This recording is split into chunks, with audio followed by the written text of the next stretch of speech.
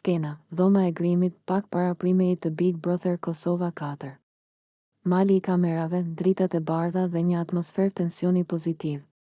Fjolla ri ulur në karrigen e makeupit ndërsa Arditi, i përqendruar si profesionist i vërtet, kujdeset për pamjen e saj. Arditi kishte marrë në dorë shishën me vajin e shëndritshëm, atë që ndriçon lëkurën nën reflektor.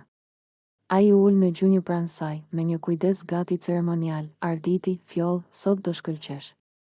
Dritat e primejit janë të forta, kamera është e pamëshirshme.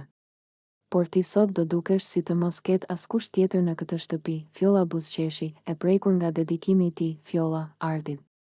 Ti gjithmonë më rregullon në mënyrë që unë të ndihem gati. Sot jam e emocionuar. Ka shumë tension, shumë sy mbi mua. Arditi, me një qetësi të plot profesionale, duke lyer lëkurën e saj me vajin që pasuron kombinimin e grimit, po prandaj jam unë këtu. Qet. Përqendrohu te frymëmarrja. Çdo detaj e kam nën kontroll. Këmbët të duken fantastike, sidomos me këtë shkëlqim.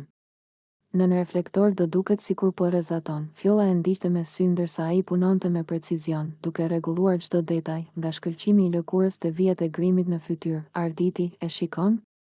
Lëkura po të ndriçon.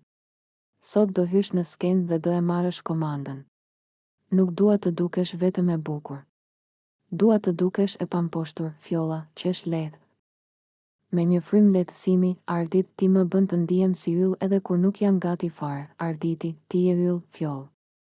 Unë thjesht ndihmoj dritën të dalë në sipërfaqe. Në atë moment, një nga kameramanët u fut në dhomë për të paralajmëruar. Kameramani, fjolla, 2 minuta. Je gati për spektakël. Fjolla mori frymë thellë. Arditi përfundoi prekjen e fundit, një pjesë e holli iluminatori në shpatullat e saj, pastaj u ngrit, e shikoi me një vështrim serioz, profesional, por edhe me pak krenari. Arditi, tani. Shko. Publiku do të dojë. Dritat të presin. Dhe mos haro, syt lart, buzëqeshja natyrale. Të tjerat i bëm ne këtu, fjoll.